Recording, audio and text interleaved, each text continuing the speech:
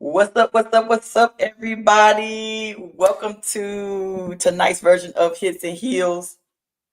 Listen, we just was rolling up on two wheels because we just got done playing a game and it went longer than and of course it was across town.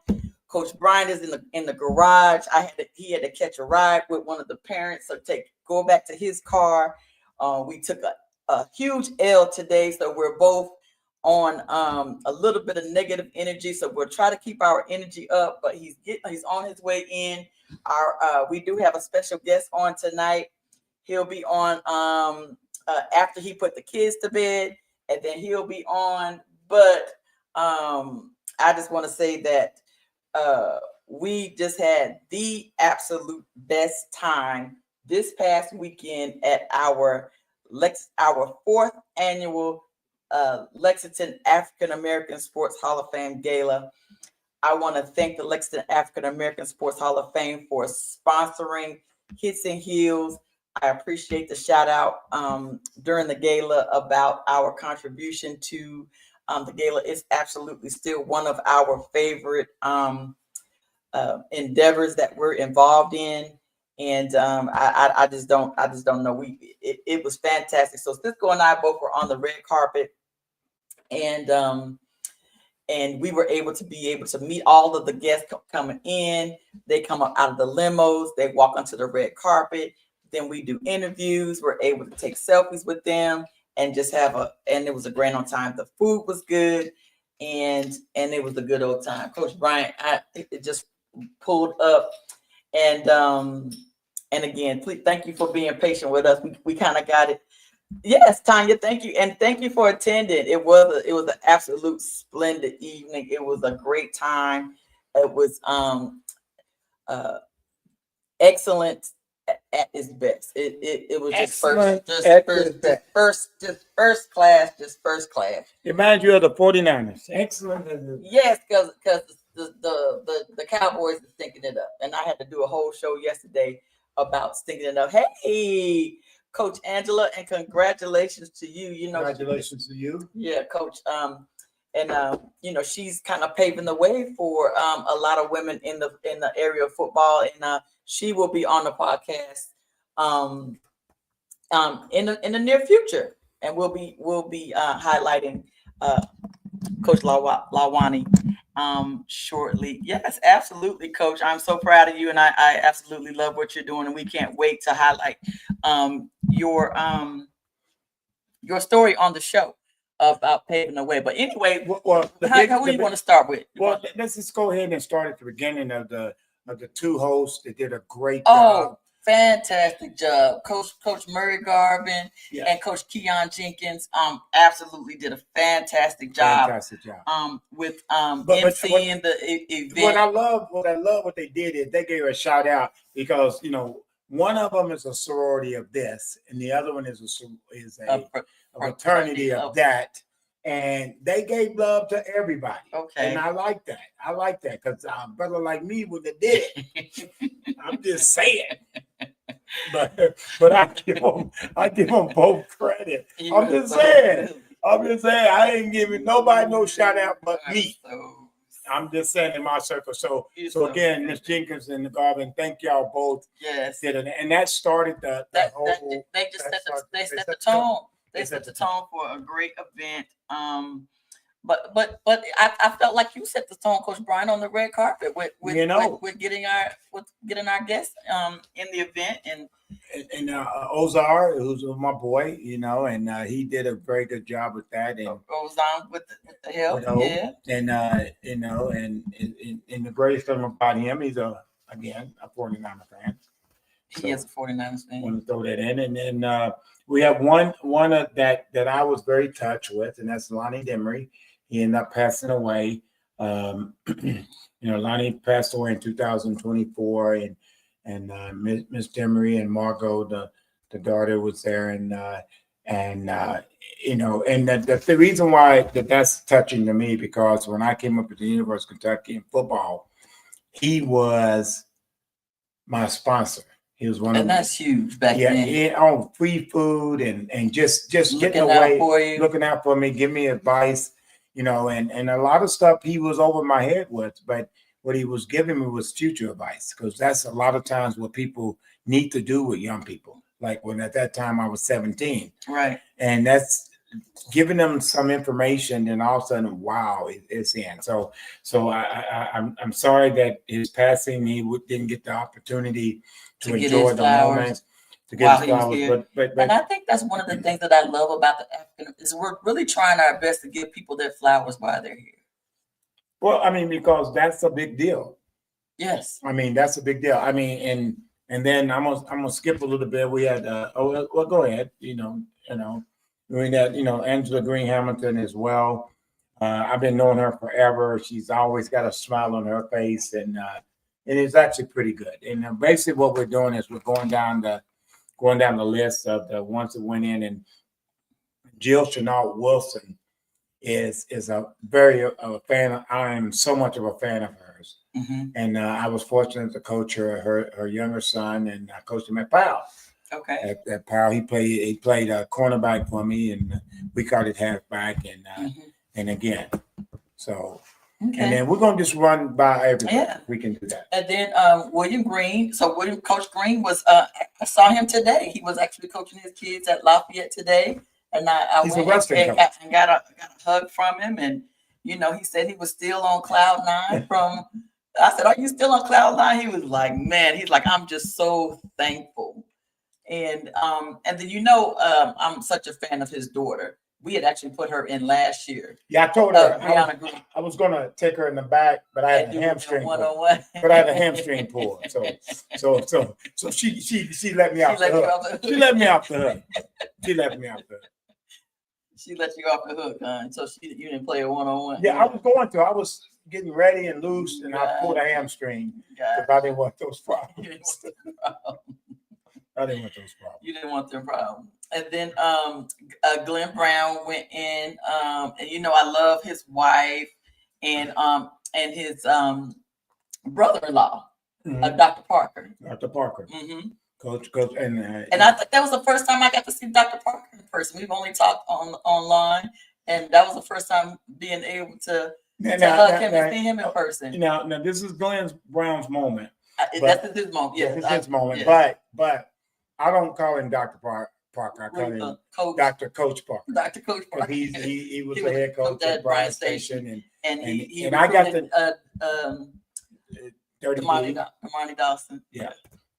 Okay, and then we had Mr. Everett Bass. Yes. It was a pleasure. It was a very pleasure to meet him. I've never met him. I've heard of him. Yep. And then of course,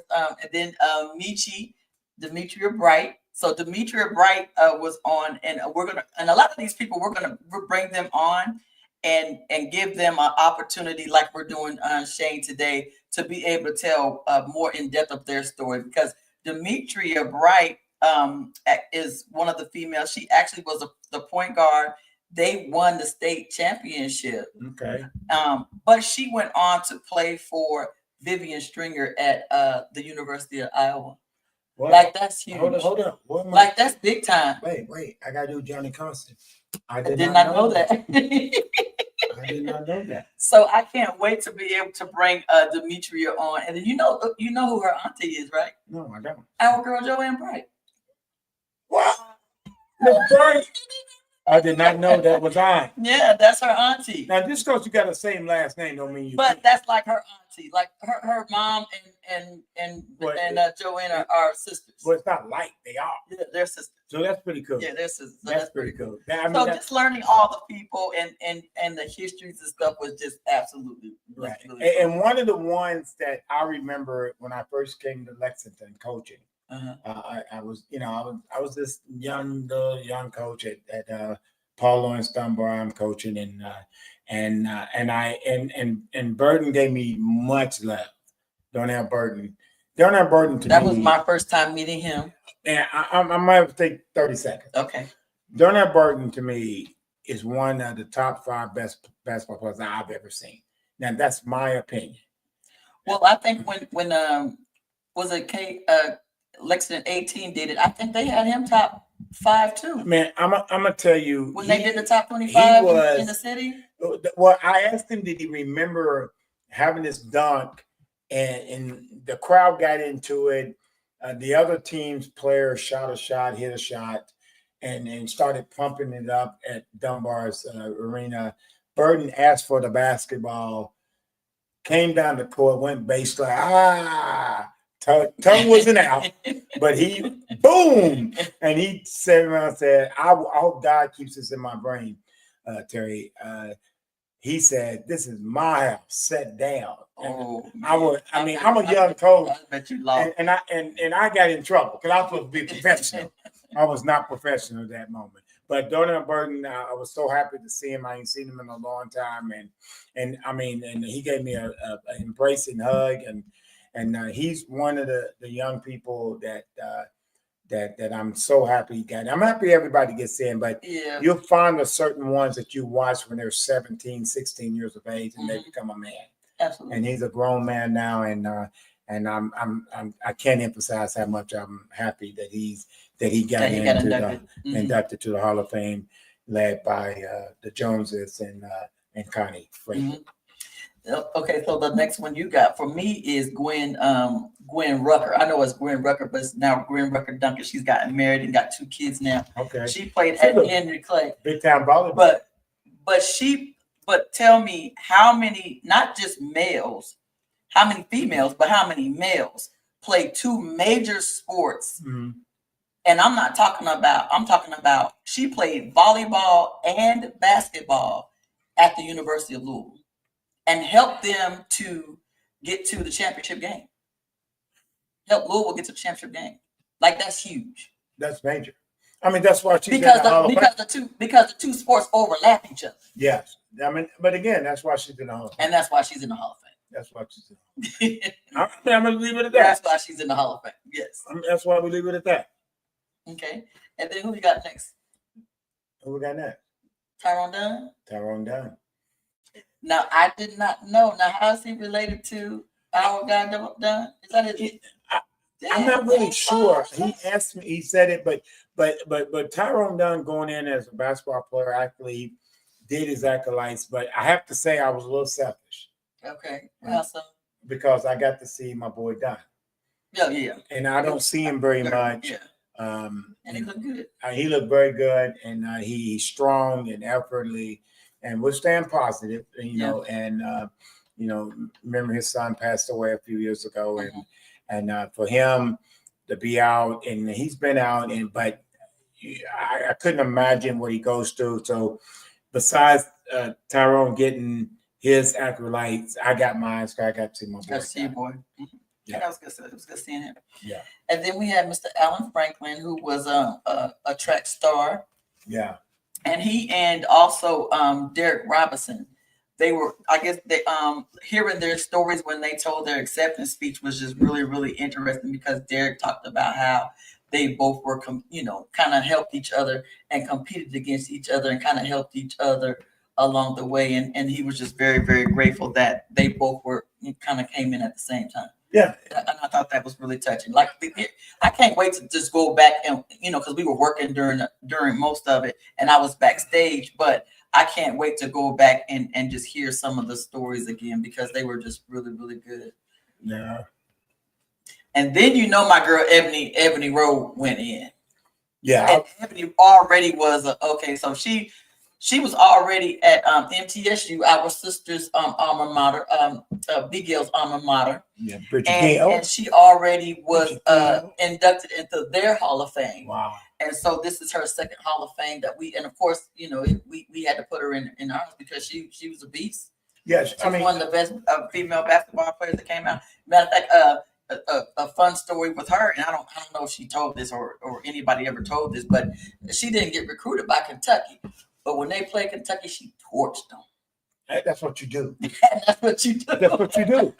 You ain't gonna put me in. You ain't gonna recruit me. You gonna recruit me? Hey, let me say no. She came into Memorial and showed off. Yeah, but she didn't ask to play me one-on-one. But if she did, you'd have took it back. I would have had a hamstring. Oh, you would have had a hamstring pull on her. I'm just saying, I would have had a hamstring. Because those hammies, you got to be fresh. Especially when you're 60. Wow, you gonna put my business out there like that? But you look good at 60. Well, thank you very much. But stop putting my business out there. I mean, that's on the air. That's on the airwaves. All right. Well, one of my favorites, and always has been, I remember he was a Sonny Nose 18-year-old, 17-year-old, and it's JT Haskins. JT Haskins. JT, the head football coach at Bryant Station High School, just doing his thing. And I always tell the story, and Haskins hears the story all the time for me, because this is a memory. I'm a young coach, and I'm doing my thing, and Haskins tried to get a brother fired. Him and Shane. I mean, I just got the job. Right. Come on, man. And he put on a performance of reading, throwing, coming down the line, doing his thing. And I mean, it really got on my nerves. It got on my nerves. And I figured if we score 42 points, we gonna win. He scored 60. So it was a shootout. There was no shootout. Right, no shootout. Hey, y'all didn't play no defense in that game. Y'all scored 100 points in that game. Well, hold up. No defense. They got like 60, and then we called them and got 40. Put it that way. That's what I'm saying. That sounds like a basketball score. It wasn't no we scored, they scored. No, it was they scored, we scored, they scored, we scored, they scored, they scored. Because Haskins put on a great show, and again, congratulations. There's nothing. It's probably nothing more fulfilling to be a head coach at your alma mater. That's got to be the. I mean, if I had besides being in the Hall of Fame, what else is better than that? Well, you do have two beautiful young males that's doing their thing, and that's playing. Beautiful wife. And I have to say this. I hate that that the oldest son and his wife didn't make it in because they changed the game time. Yes, they changed his game time, so they weren't able to make it in. And I hate that, but they'll just have to catch the replay when we look at it again. Yeah, I mean, but she was supporting and supporting. You gotta support your child. You gotta support the child. And so it was actually pretty cool to see JT there, and congratulations again. Absolutely. And JT Jr.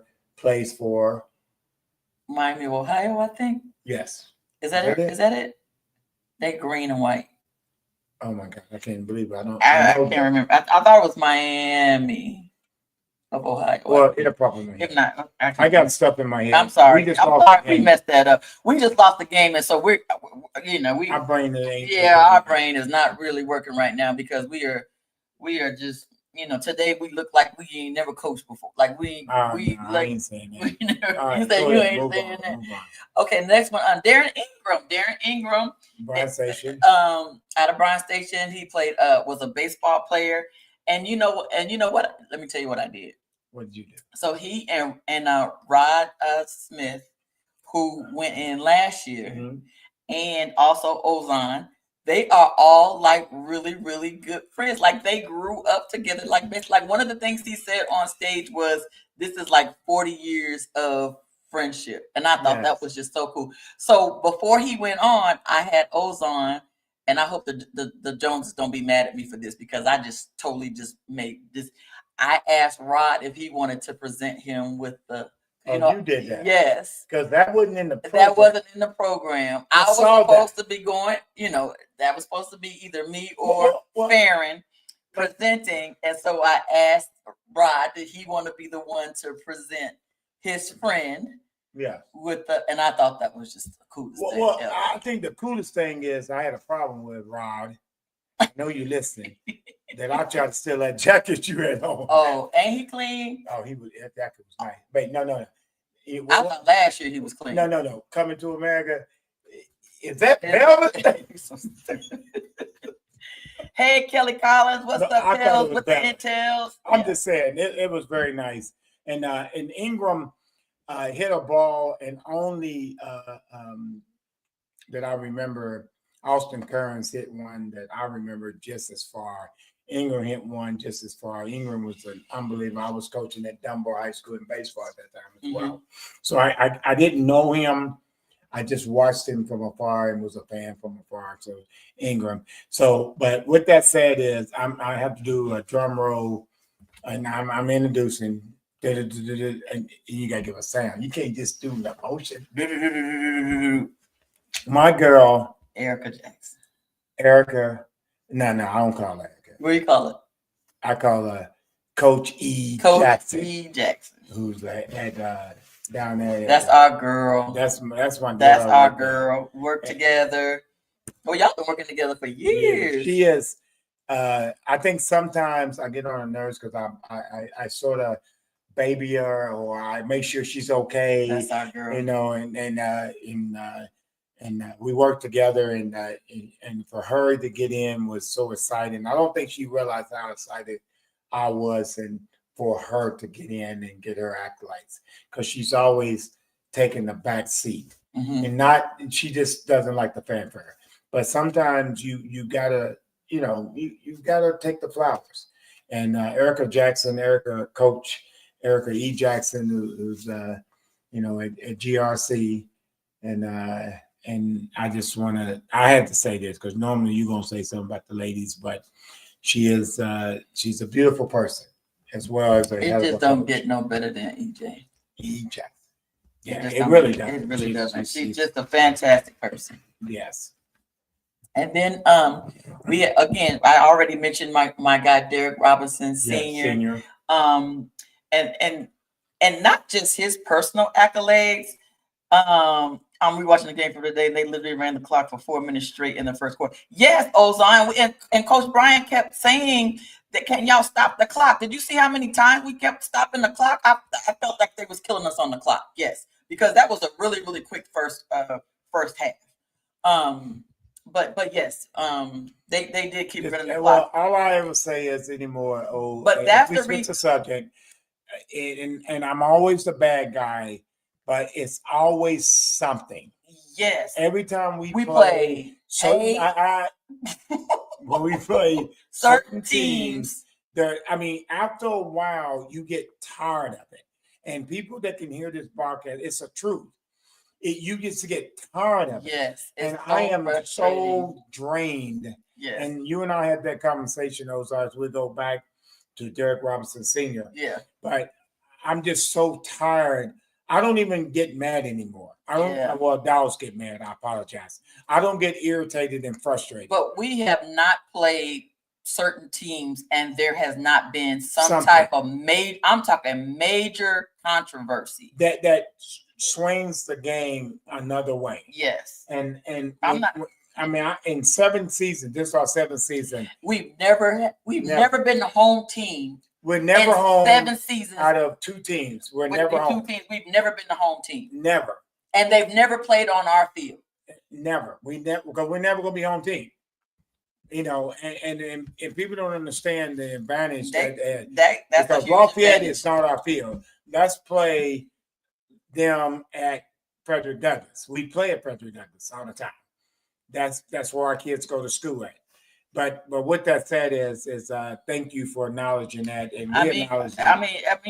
And again, that I don't, we didn't play very well, but still, it's just stuff like that always, and that's not always something. And that's not officials, because I thought the officials did a very good job. They did do a good job. And because the last time we played them. Okay, but what I'm getting at is, and I can vent this moment as we wait for our guests to come on, is, to me, people don't understand that Ozar, and you do, and the people that we're talking about being in the Hall of Fame, they understand. It's a game of mo. It's momentum. Mo. Who would believe that Alabama will get blown out by Clemson in a national title game? No, nobody. Yeah. It happens. Yeah. When you get momentum, basically what happens is it turns.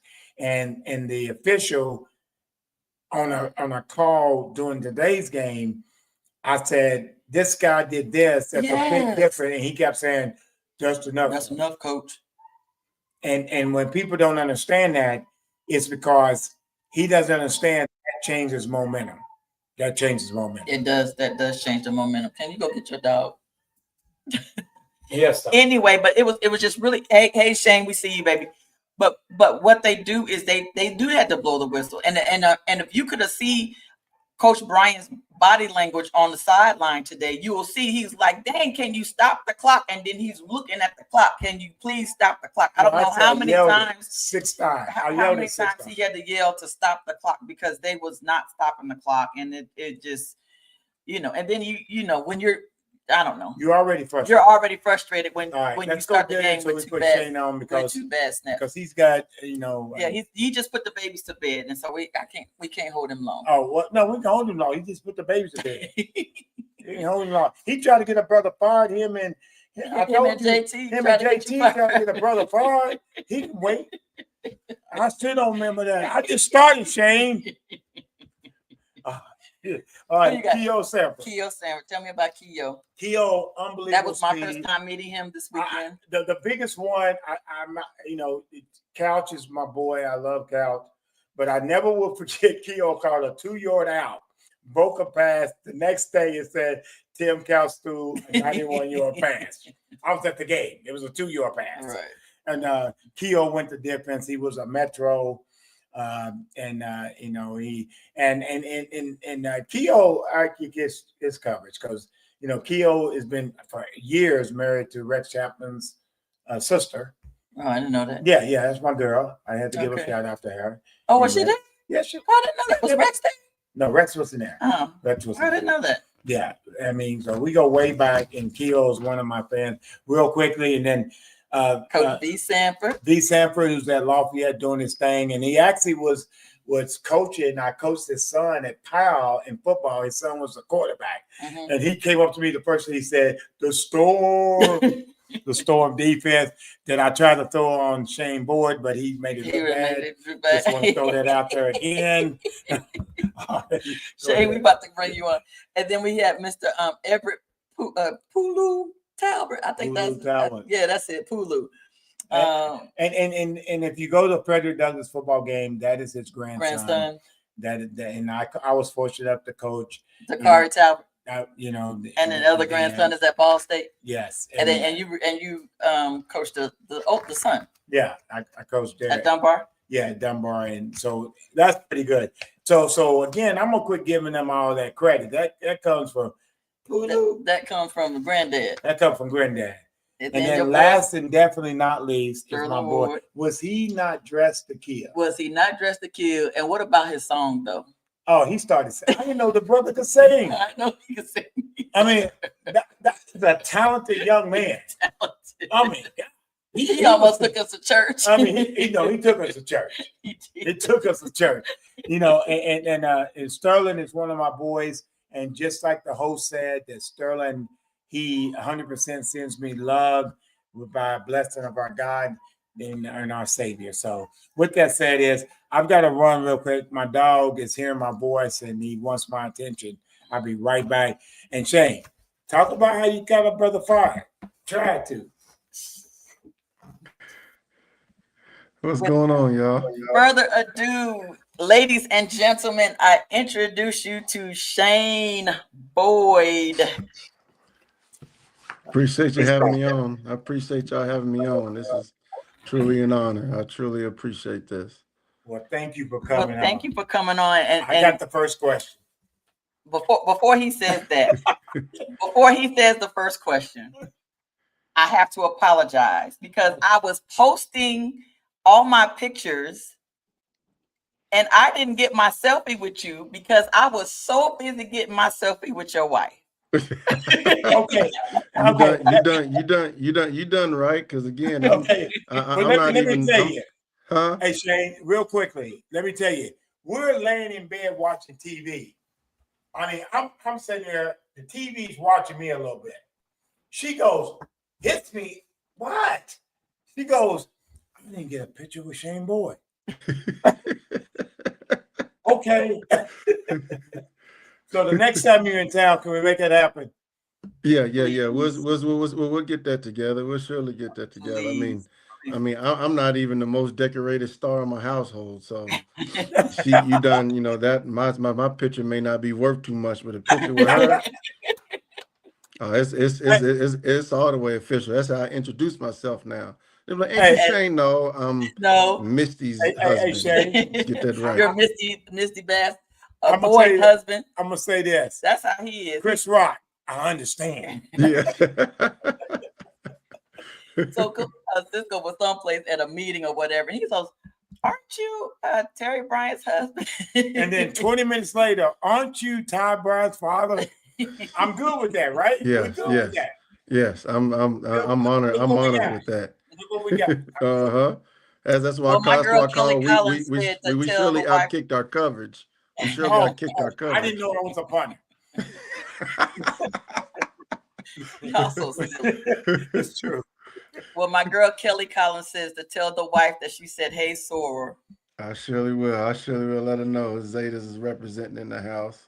There you go. There you go. There you go. So, Well, listen, everybody. Just Shane was a two-sport athlete stud. out Three of sport, actually. Three. That's Actually, a I'm so sorry. You just went pro in two of them, right? yeah. There you go. There you There go. we go. There we go. But who does that? Like, there are not too many athletes that we can talk about that are. I mean, and the ones that we know of are absolute studs. Yeah. That went pro in two sports. Well, what we're doing right now, we're throwing acolytes so everybody understand, because we got a lot of those coming at you. And then we're going to ask you some questions and you get to talk. So we apologize. But you got to understand one honor about that. I have before, I don't know, my wife knew you. I've been a fan since you were in middle school. You know that. Mhm. And I've always respected your game, in spite of your Uncle Glenn, who got on my nerves all the time. But anyway, that's my boy. You know that, right? Uh-huh. So my first question to you that I had someone to say, I told him you was coming on. They won't time in. Okay, name the teams you played in the NFL. That was a question somebody wanted me to ask you. Okay, I was a bit of a journeyman, but I started off as a rookie with the Tennessee Titans, which was probably my best experience as far as when you think about growing up and achieving your dream. And I say that because I emulated my game after Steve McNair, Okay, now and to let's be go. able to be on a team, sitting in locker rooms, sitting in meetings on the sideline with him rooting me on, especially in my first preseason, him being my biggest cheerleader was just such Wow. an honor. I mean, when you think about playing Absolutely. with the person that you tried to be like, who, I mean, the way I walked, Wow. the way I talked, the way I even threw, I could show you a picture and we can be side by side. And you can see And it like looks like I identical. done everything he done. So much so that if you remember, he wore number 9. Yes. So they gave me an upside down 9 and gave me number 6, obviously, because I couldn't Oh, get his number. So I was right. number 6 my rookie year with the Titans. So that was just truly an honor. Then I went from the Titans to the Pittsburgh Steelers. So it was me, Ben Roethlisberger, and Charlie Batch were the quarterbacks in the room there. And just, I mean, the countless amount of Hall of Famers I got to play with on that team, from your Troy Unbelievable. Polamalu's to your Jerome Bettis's to Ben, he was going to be probably, I mean, I would think maybe a first ballot Hall of Famer. Ryan Should Clark, be. obviously, who we know now is all on TV and doing an amazing job with his commentating type stuff, his analyzing. I mean, it could just go on and on. Then I went from the Steelers to the Cardinals. And then I was able to play with Kurt Warner and Matt Leinart. We were the quarterbacks in the Man, room. So I Who? mean, I'm coming out the gate right now with just Hall of Famers, man. right? Coming out the gate with Hall of Famers who I was Yeah, blessed to back up. But people like Larry Fitzgerald, who became my best friend, and we're still great friends today. Your Anquan Boldens, your Antron Rolls, and just the countless amount of stars on that team. And then that's also I was locker mates with Edgerrin James. So me and Edgerrin James are very close to this day. Okay. Then I go from the Cardinals to the Houston Texans, and it was me, Matt Schaub, and Sage Rosenfels was the quarterbacks in that room. And then got to play with Andre Johnson, who just got inducted into the Hall of That's the Fame Hall of Fame. last year, Yes. and that's the first Texan ever to be inducted into the Hall of Fame. And it was an honor for for him to have me there. So he invited Oh, me. wow. We went there. We had a good time. All his teammates showed up strong. We had a awesome and amazing time there. And then I wrapped up my NFL career with the Indianapolis Colts, and I played with Peyton Manning. So, and Wow. just that team was just amazing, just up and down. So I was just blessed to, I mean, for one, be on those multiple teams, um, but just the people that I was able to play with, and the people who I call friends, for the people who I grew up even watching. Um, it was such an honor. Well, I guess my biggest thing Oh, is, I got a lot of hold on, questions. I gotta send a text out to my boy for asking me to ask you. That's a good question. Because I did not know you would. I knew you was on those teams, but I'm at that age now. Shane, you're not there yet. I'm at that age now. I forget when you was on those teams. Does that make sense? Is that fair Yeah, enough? yeah, yeah. Okay, and I don't mean that by being disrespectful by no means. And I'm That's saying that like impressive. now, do you have somewhere in your house that you have pictures of those guys and you did you ask them for an autograph and pictures? That's my question. Some of them I got probably a good amount of them. I got some pictures that they've given me, some cards, especially with Steve McNair. Like he signed some cards, and he was me and him were very tight.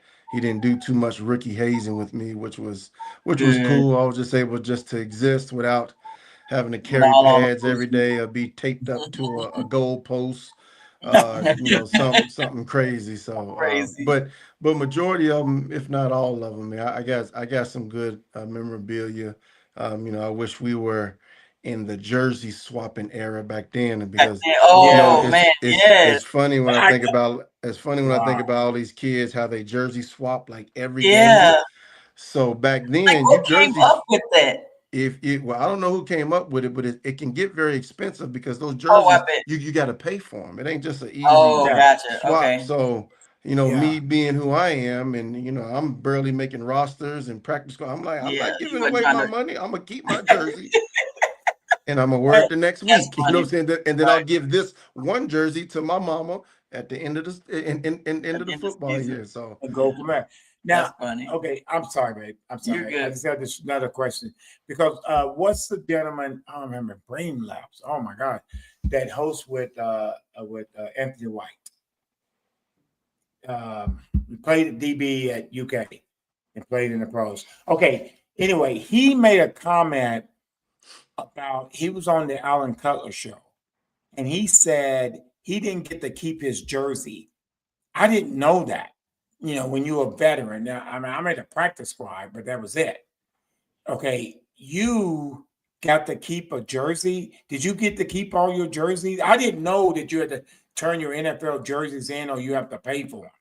yeah, I mean, but that's literally, yeah. Usually, if you have a good relationship with the equipment people, you can get your jersey. So I got a jersey. I got a couple of my helmets. Um, Okay, but back then it was just a different NFL, and it was just you turn everything in at the end of the yeah, year. I did. So, I did not know that because when I didn't make the NFL. Let's be honest. Back mhm. then, they didn't consider making it, and now it does. Yeah, I But mean, with and that said, when you think about how much a jersey costs, you're not going to miss it too much in your check. You're not maybe especially with them big money guys, you're not even gonna see it. But yeah, I had good enough relationships to where I could keep some of my game jerseys. I didn't get to keep all of them, because also at the end of the year, especially like if you don't make playoffs or if you don't make it to the Super Bowl, whatever, you know how it is at the end of the season. Cisco, it's like if you don't go out how you want to, you're not even thinking about that. You're like, Not the man, take jersey. take this jersey, take these pads, take this helmet. I don't care about nothing. So Yeah. so but then when you get on this side of it, you're like, yeah, God dang it, I wish I I had, you know should what I have. mean? I should have. But I I should. get as I got a few, and the type of person I was, I always gave everything away. So I ain't really got a lot of my stuff. I would give it away to friends, family, fans. So I have the memories. I got some pictures. It's all I need. But I was more, I was honored from the other jerseys that I got. Okay. The other stuff that I got from other people. I love it. Okay, so did you say the Titans was your best experience out of all Well, of them? I say it was the best just because that was my first. Like when you Because think that was about your first. when you make it to the NFL, like that is Yeah, that was just the ultimate that's because the it was the ultimate first. memory that that you're always going to remember because at that It was the moment first. and I remember even when I ran out on the field for the first time. Well, y'all, you know how we come blazing out of the tunnel, but I kind of stopped and I just started crying Yeah, just from like yeah, running out and yeah. and I had already been in the stadium, I'd already saw some stuff, but just when you go out and the That fans are first game. screaming and you just kind of look down at yourself like I got on a jersey, I got on a First, helmet. yeah. I'm like I'm on the I team. made it. And I Yeah, ran those out and I people just kind of paid to looked see up. me. Yeah, it was neat, Nissan Stadium down in Nashville. It was just Nashville. it was just the most amazing feeling. Well, I want you, if you don't mind, this is a little humble moment right now, okay? And I know it's very dear to your heart, and he was, God rest his soul. Um, your relationship with the big guy Mm-hmm. at the University of Kentucky. Mm-hmm. And I didn't know that you and him was Lorenzo was so close until I saw an interview that you did. If that's okay to talk about for a few Oh, minutes. with Jared. Mm-hmm. Yes. Okay, because I didn't realize, because I mean I played there at University of Kentucky, and I'm around. I can be around my group, but I it don't mean I'm close to my group because I hung Mm-hmm. out with the DBs Mm-hmm. because those are my boys, and I didn't really hang out with the receivers. Like Joker and I didn't hang out. Mm-hmm. You know what I'm saying? Mm-hmm. And so my question is on the floor, if you don't mind, if that's okay. Mm-hmm. Your relation with the big man. God rest his soul. So please, if you don't mind, Yeah, I mean I hope it that's was okay. our relationship was special because when you think about where we're at now as a nation, and even back then, there was a lot of pressure that was put on us, and you can even say um, at times you could feel the division of the locker room when it came to which quarterback that they wanted to be leading the team. And I say that in that, for me being a black quarterback, him being a white quarterback, me being from Lexington, African American area, from him being, up north, from a more white area, and then the people that were backing him, the people that were backing me. It was a lot of, backing and forth and then a lot of mixed feelings and views going on as to who should be leading the University of Kentucky. Um, and if you can remember, obviously, he was the starting quarterback, but then when Guy Morris became the coach, he started me my freshman year. So Yeah, we were kind of two remember that. platooning, going back and forth. Um, you know, I threw him some passes, he threw me some passes. I mean, he was also on the giving end of me setting a record in which I at that time I think I might have been the second player in whether it's SEC history or I don't know if it was national history to catch one, throw one, and run a One touchdown in one in a game. same game. And he was the one that threw me the pass Right. that completed that trifecta. And actually, I ran two in that game, and then one receiving and one throwing. But I say all that and that like our relationship was always, it felt like it was just me and him in our own little world because he understood what was going on Wow. racially, Mm. politically. I understood what was going on racially, politically, and that's what brought us together. Um, we was like, look, we understand what's going on. He knew I was a great player. I knew he was a great player. I had also had respect for him because he used to come to some of my Henry Clay games. Now I don't know if that was in support or if he was trying to see what the competition Hey, was, what was coming? um, but I respected him for that, and so that's what grew us closer together. We used to room together, um, so we were always around each other, and um, just like you in the DB room. I mean, it's only four of us in that room, four or five of us, and we were always all close. But me and him, it was just very special because when all the noise was going on, we see the clippings, we hear people talking about Shane should be starting, Jared should be starting, this is what he does better, this is what he does better. And you get to thinking about Kentucky and who's backing who has certain sponsors and supporters behind them and pushing them. And oh, that's the only reason why he's starting is because of this and that. It was just me and him was just like, man, I love you. Um, let's just And we do what just we gonna can go out there and do play. for this team. And even when he was a starter, I was his number one supporter. Nobody supported him more than I did. And then when Mhm. I became the starter, which was very humbling for him, he had been the man all through his career. He was the man in UK already, and then he struggled, and then they started me, and he was right there with me the entire time. He's the first one to greet me when I come off the field. We sit on the bench together, and then he was like the last person to push me out on the field, making sure, hey, read your keys, know what we're doing on this, have your, blah blah blah blah blah. So it was just very special, and that like I said again, like we was just two peas in our own little pod, and we talk about everything. We talk about hard stuff. We talk about fun stuff. We talk about, they always pick on us how we talk about, whether the we landed on the moon or not, and all this type of stuff. We used to just going through, and you know how it was, especially on them game days, Cisco, Yeah. when especially if it's like a night game, it's you and your roommate, and ain't You no know you're telling what wrong. y'all gonna talk about. You got to pass some time. So we used to just have some amazing, great talks, even all the way up until the time he passed. I still got my last text messages still in my phone, Oh, from when I talked to him. And he was having some challenges with his weight, and and I let him know. I told him I'd drive. I think he had went back up north to Cincinnati, so I told him I'd drive up every day or every other day and work out with him, just to continue on his weight loss journey. And he was doing great. He was doing great. He was losing the weight, and then it was just Remember kind of that? like a lot of the damage was already done, because then when he wound up getting a little, from what I remember and what I was told, he had a little infection and his body just couldn't fight it. So it wasn't even, mm, something that, you and me could probably have fought off better, but for him it was deadly. So, but even all the way up until that day, I had probably talked to him a little bit before that, and so it was just sad news to hear about that. But yeah, our relationship was just so amazing. Again, when you think about the world trying to put us against each other, it just mm. wound up bringing us together.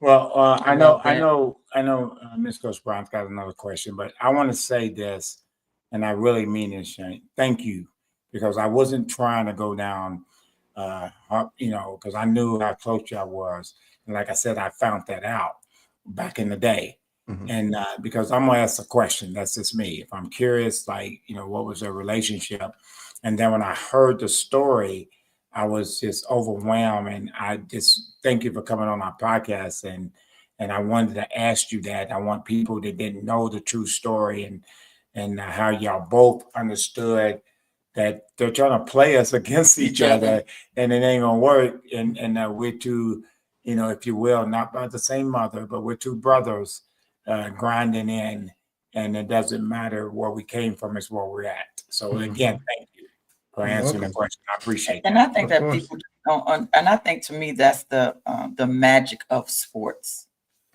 I think sports is one of those things that help to actually to integrate us. You got to think when um when USC beat Alabama, what then Alabama was like, okay, we gotta do something different. Hmm. And then we started seeing a lot of changes, and then I think we started seeing the changes in the nation Yeah. with integration, because I think it started with sports. It might not have, but it looked like it did. It started Hmm. with sports, with the Yeah. whole desegregating and integrating and all that type of stuff. So we have a guest. Mr. Brown is on here, and he's got a couple of comments, and I want to address these real quick before my question.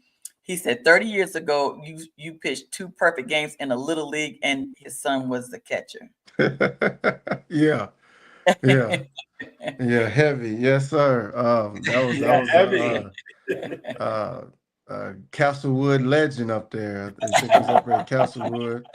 And yeah, it was amazing because he was the only ones that could catch my pitches. Even back then, I had an arm. I was Mm-hmm. blessed with an arm, and I was fired. And he knew how to He knew he how to. knew how to catch that thing and frame it up and everything. So yeah, that's an amazing um, memory right there. And then I just heard the news of the passing. So my blessings and my prayers go out to the Yeah. family. Yeah. Now he said that your younger brother Aaron came in as a top national recruit at UK. Did you mentor him during his time at UK? Yeah, of course. Yeah, that's Brody. I was in his ear Yeah. Living in New um, York. every day, every week, all throughout his career. The ups and downs, the successes, the challenges that he went through. He had him a tough little time there at UK, just from the standpoint of the carousel of quarterbacks coming in and out. So it wasn't um, a great time, let's say, to be a receiver at Oh, at that Kentucky. Yes, time. they were just trying to figure out the offense and how to move forward. But he had some. And I remember like his games against Georgia where he had 100+ yards and touchdowns. I mean, it was awesome just to watch him grow up um, right in front of my eyes, and not only grow bigger than me. He was 6'4", 6'5", and I Yeah. was just Oh, like, Yeah. wow. Yeah. I just needed 1 or 2 of those inches, and Right. I probably wouldn't be talking to y'all right now. I'd still be on the Right, roster exactly. right now, standing about 6'3", 6'4" quarterback with my ability, I would have been that Johnson kid or somebody that's still bouncing around the NFL for 20 For years. 20 years. Yeah. But yeah, Isn't that amazing? it was awesome um, watching him grow up, watching him the successes that he had, and then I mean, a fun fact about him. His jersey number was 27.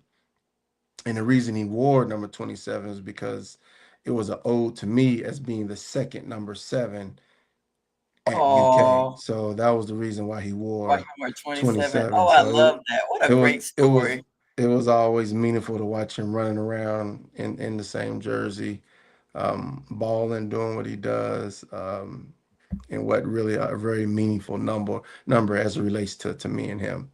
Gotcha. Yeah. Well, I have a quick story about your brother. So when we knew that you were nominated, of course, I was the one to kind of reach out to figure out how to get your number. And And so he's I very found out that protective of you. yes, he was like, "What do you want with him?" I mean, he grilled me. Like what? Like no. I said, I just gotta know. No, I no, like. I'm not. here it I is. said, Here it is. I'm not being No, no, no. evasive. I'm not Hold on, hold on, disrespecting him. hold I'm on. not trying to Hold on, holler hold on, at hold him. on. It was nothing like that. I No, said, I just need to talk. I said, hey, say that you coach Bryant's wife. Yeah.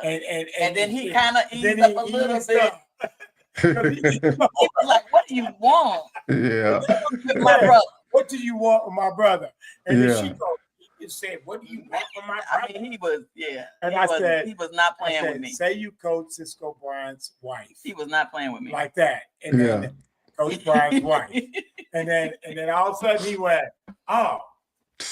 Yeah. And then we got in contact, and he was like, "Okay, what?" Because even you were like, "Okay, why are you contacting me? Like, what is this about? What is this about?" Yeah. And then he was in. I think even while he was talking to you, he was texting me like, "Hey man, these people, man, you know who these people are?"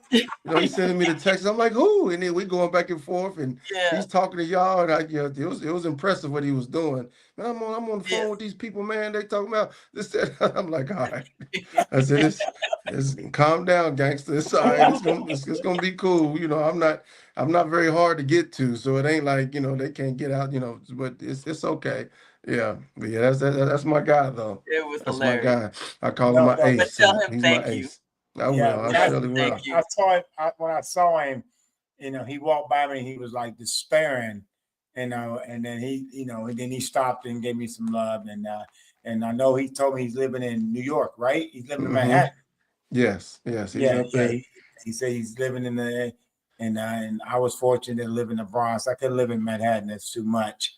So I commend him on that. Mhm. That was hilarious. He was not playing when it came to you. So Mr. Brown said it seems that your Uncle Glenn and he went to your game when you started against Ole Miss against Eli Manning. Yes, down there in was it Tupelo, Mississippi, or Wherever it is. wherever Ole Miss. Oh, Miss is. Hmm. I had to tell you off campus why they call it Tupelo. Um, Okay. I had to tell you off camera why they Okay, why why they they call call it it Tupelo? Okay, why they call it that. But yeah, that was pretty iconic right there. I mean, when you think about Eli Manning and who he was, and obviously who he became, and you know, maybe he's on his way to, I would think, is first ballot Hall of Fame or whatever it may have you with him. hmm I mean, he got a couple Super Bowls, so that's gonna be hard to keep him out, and he got a name. So, Now I but don't mind it going chain, but not first ballot. Sorry. uh, Okay. Yeah, I Because don't think he's okay, a because first ballot here's either. what I said to someone. I'm not taking away what I he's done. appreciate his He's done what Super he's Bowls. done. I can't say anything more. He's big time. I said this to a friend the other day. I said, I'll tell you what, you get your all-star team, you get Eli Manning, and I get to pick the other Hall of Fame quarterbacks. I get those choices. mm-hmm, And now, because I'm gonna take Roger Staubach, mm-hmm, Joe Montana. Okay, and I said that, and it's nothing against what he does. Or who am I to say something go this him? But the first round ballot, I'm sorry. yeah, I mean, just me personally. I mean, no, he no, is you a Hall of good. Famer, but a Eh, first time ballot means you're special. You're Joe Montana. You are a Roger Staubach. You are Terry Bradshaw. You're Dan Marino. That's what I yes, think of a first round ballot. If yes, that makes sense. yeah. No, I get what you're saying. Um, but yeah, that time was awesome because that was also like one of the. I think that might have been my second or third start, maybe. Okay. I wasn't too far into it, and again, I went down as one of the youngest players to ever start in the SEC. So Oh I was a wow, prop. you broke a lot of records. I mean, when I think about like I stepped on campus at 17. I mean, it's a different day and age now where these kids are stepping on campus 19, 20, 21 years old. I came into college at 17, Me too. which is like And unheard Ty of. would have if they didn't have COVID and he didn't He would have have an been 17. opportunity to redshirt and come back another year in high school. Hmm. He would have been Well, 17. and I said this to somebody the other day, Shane. Could you imagine? I told somebody I could not imagine being 25 playing high school. I got Yeah. bigger, stronger, mature, understood the game, and that to me is huge to Hmm. me Hmm. because you can't wait for a freshman to become a sophomore. Yeah. You can't wait for a sophomore to become a junior and a junior become a senior because you start seeing the field like this, and you're living proof of that. I got a quick question also, Ozar. This is a good question right here. On what level did you have the most fun playing? It, probably against Paul Lawrence Dunbar your senior year. Let me, I honestly, I tell people this, like when I think about just the pureness of playing sports, um, the camaraderie, the togetherness. I mean, nothing beats high school sports. I mean, I had an absolute ball at Henry Clay. When you think about everybody, you know, we all came from different backgrounds. That's what I love about Henry Clay. Henry Clay, I think, was truly the probably the school in the city that was the most that had, you know, a melting pot Hmm of yes, people. I mean, we yes. had people from the hood, people from the holler, everywhere in hmm between. We had different kinds of creeds, all different kinds of races, all different type of stuff. You know, it's like it took that East End, it took the island, it took all type of the Wood Hill, and it was just a whole melting pot of people. And I say that in that it was like when you get a group of people to come together from all different backgrounds to solely try and get to one deal, and that's a win. You know, there was little politics here and there that creeped in, but it wasn't on a scale anywhere near what it is like today. But I love my time in high school. I love that love of playing. Um, I mean, you know, going to college was it was more of a personal achievement. It's like I couldn't take my hmm whole team with me. Right. So it was just like, okay, I'm going and I'm going to link up with a new group of teammates, but everybody has, they're coming from different backgrounds, and that, obviously with college, different states and everything. It was just a different vibe. And then obviously when you click up and was blessed to play in the NFL, that even widens the spectrum even more. But just tourist purists, I just love Friday nights. I love the smell. I love, especially back then. I mean, Cisco's, remember. I mean, you think about a Henry Clay Dunbar game. It's sold out. It's Yeah. standing room only. It's a fire hazard. People can't even get in. Like they got to stop letting people in because there's just too many people. Like that was something that, and I love the even just about our city. Those times, a Bryant Station Dunbar basketball game. A Henry Clay, Bryant Station, Henry Clay Dunbar football game. I mean, Or it Henry was Clay Lafayette baseball game.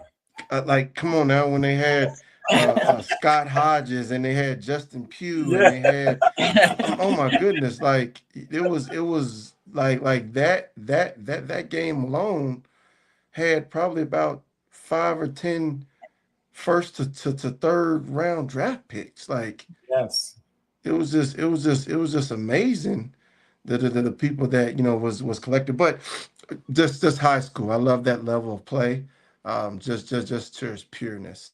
It was just amazing. One of the things I remember switching the sport, you at baseball, when you was actually playing shortstop and you was in the left field because your arm was so strong. Mm-hmm. And I can honestly say this: when I first saw it, I was like, "Oh, he's way too deep."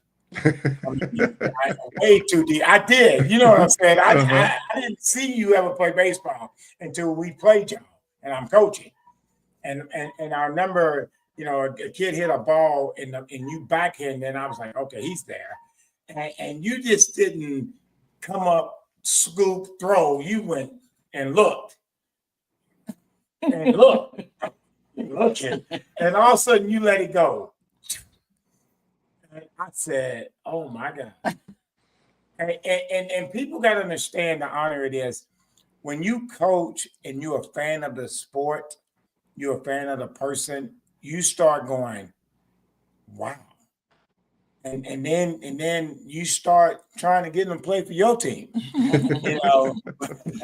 But with that is, and people got to understand this. Listen to this podcast is, you was not an average baseball player. You could hit, you could run, you was quick. You had a first quick step at the 6-0, and that means shortstop. And you just didn't, you wasn't. You could play anything in your range. And I was more impressed not with your backhand because more people work on backhands at short. Your front hand was nice. How you would throw the ball on your right foot and jump up in the air and throw people out on the other side of the bag. And I do remember that. And I sat there and like, wow, that was more impressive. No, you rolling to your right and throwing a 20-yard out to your left was more impressive. So anyway, But it was baseball was always special because that was really my first love. Um, okay, and reason being is that I grew up an Army brat. My mother was in the Army, Sheriff Boyd, and Oh, I'm an um, army brat. I didn't know there, that. there you go. And I was her oldest child, so I say that Okay. because she had me when like in her like first year or two, Mm-hmm. and I got all the moves. So we was always moving around. Moving. And with all the moving around, I really never got a chance to play sports because I was Oh, always moving. moving. But the only consistency was summer times when she'd allow me to go back to Lexington, Okay. and I would spend the entire summer in Kentucky, and that's when the baseball seasons was. So Right. I was consistently able to play baseball. And I grew to love the game. I was blessed with some talent. I could hit it, I could throw it, I could field it, and that was where a lot of my love for the game of baseball um, started because it was really, my consistent sport. When I think about like my elementary and middle school years, Mm-hmm. it might actually my first trophy ever though was a bowling trophy. My granny Betty Boyd and my uncle Lebo and all of them, they were in these bowling leagues. And Only so my first sport or first trophy came from a bowling league, and I was a kid strong enough to be able to throw it down the middle, and I just threw it as hard as I could and just let the magic happen. So my first trophy was in bowling, but my love for baseball grew when I was when I was very young. I used to come back and play up at Castlewood Park. So we talked about in the beginning, for those that we talked about him being a two-sport athlete, Three. as a pro or three-sport athlete, but was pro in fun. You actually got drafted out of high school by the Minnesota Twins.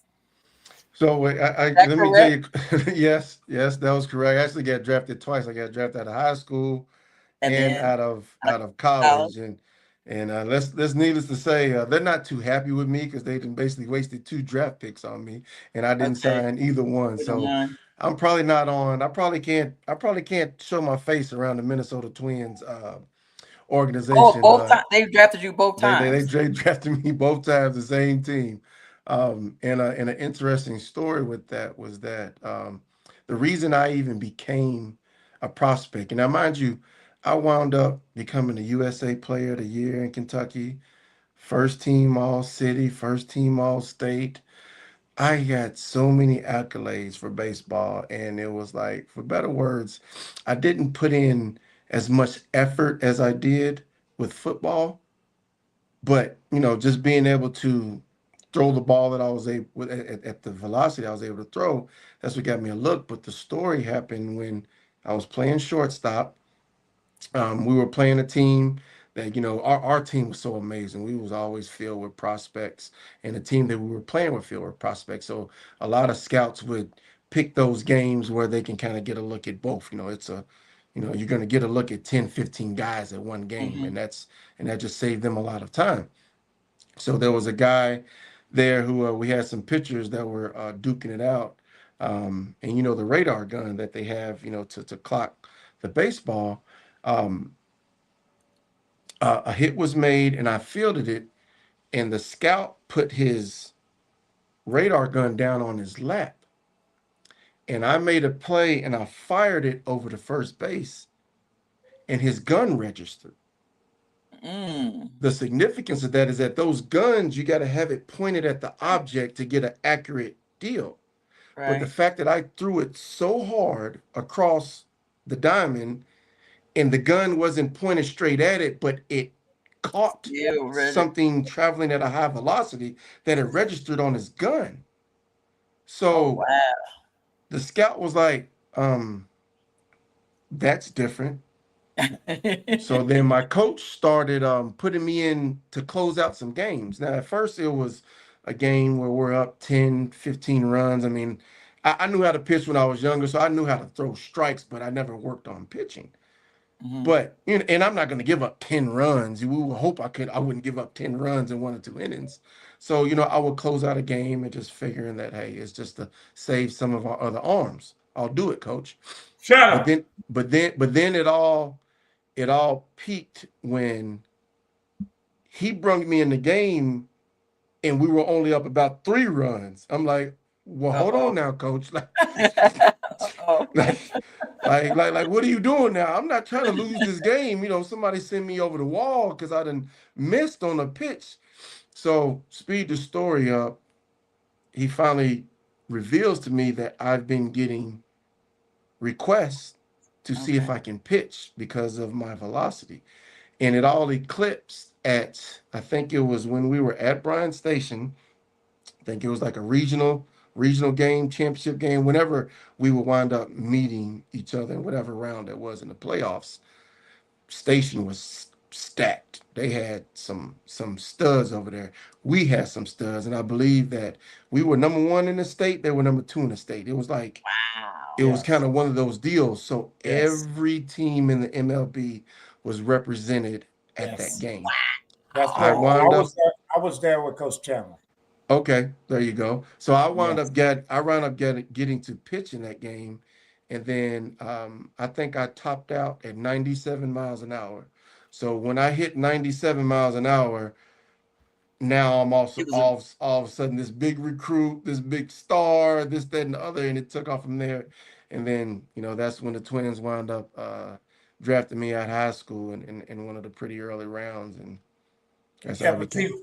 but I guess I watched your arm at short, and people don't understand when I played back way back in the day, way keep going way back, and I played short. I could actually, when people don't understand, it doesn't always go from a position to pitching because I could catch it and watch you run and gun you out.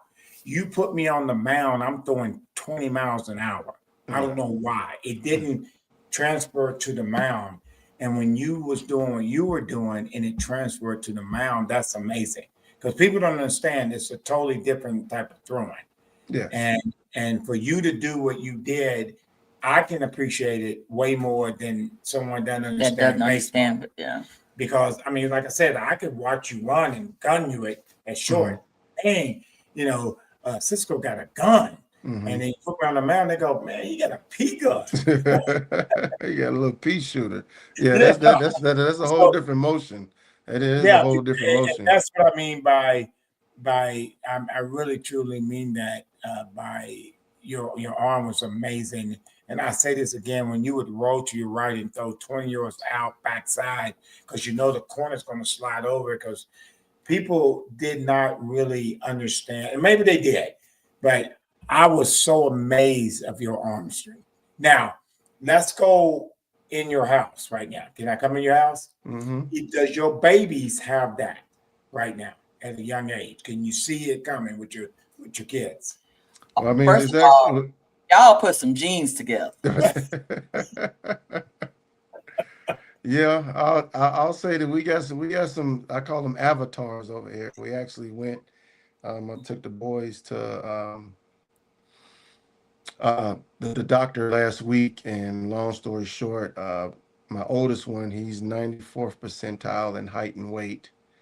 My youngest one, though, he's 99th percentile in height, and let's put it like this: he no in weight, he's 99th percentile in weight, but his height, they can't even measure it. He's so tall. So they said if we had to put a number on it, we can't. This is not even a real thing. He's about Right. 115%. Percent. So So, he is so very that's tall. I pretty mean, messy. my wife is 6'3", and how something usually that happens. If you got a woman that's taller, there's chances are that all the kids are gonna be tall. But yeah, I got some biggins Listen, on coming out. we can't wait to see what these two are going to turn Well, into well, in the do next because 10 I'm years. older than her, I can wait a little bit because if they get older, that means I gotta get older. So Can't wait. take your time so I can But enjoy yeah, Okay, it. and let's okay, I'm gonna answer this question and then I'm gonna follow up with Coach Bryant's question. Did you meet Minnesota Twins greats Rod Carew and Kirby Puckett? no, unfortunately, I wasn't able to meet them. I never got a chance to get all the way up with the Twins. With me turning down, actually both times, I wasn't able to get all the way integrated into the system. But that would have been surely an honor to meet those guys, and especially somebody like Kirby, rest his soul, like just Yeah. amazing athletes. It's funny when I think of Kirby, I think of somebody like Steve Chandler. Somebody who Mm-hmm. who kind of played the way. I don't know if that's the exact comparison of apples to apples, but just somebody who could It just is out, who yeah. who, who Yeah. who could just flat out play.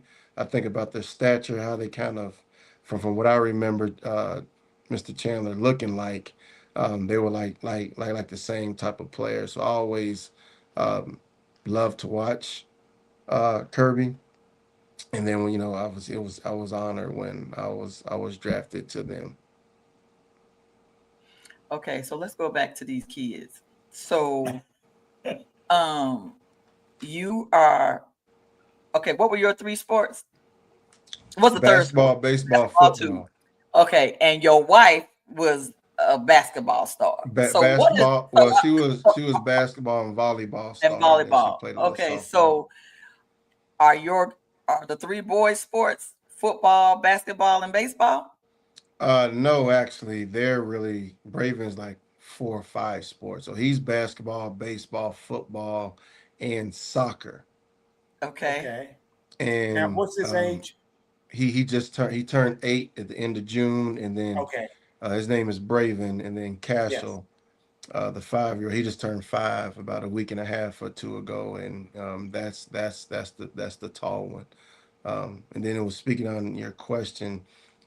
My son has a natural arm; he can throw it. So he's kind I of he's love kind of coming out the gate Okay. like I can, I'm it. sorry. like I I gotta make did. sure we on the same page. Which son are we speaking of? Because The you the got two. oldest one, the oldest Those. one, Okay. I'm Braven, sorry. yes, Go ahead. the Thank you. 8 year old. He's Thank he's the one that's very active in sports right now. The second one's kind of pulling up the rear. He's only 5, so there's not a lot of leagues that are Okay. um, accustomed to him. But he's a hooper right now. He's starting to catch a little bit of the football bug.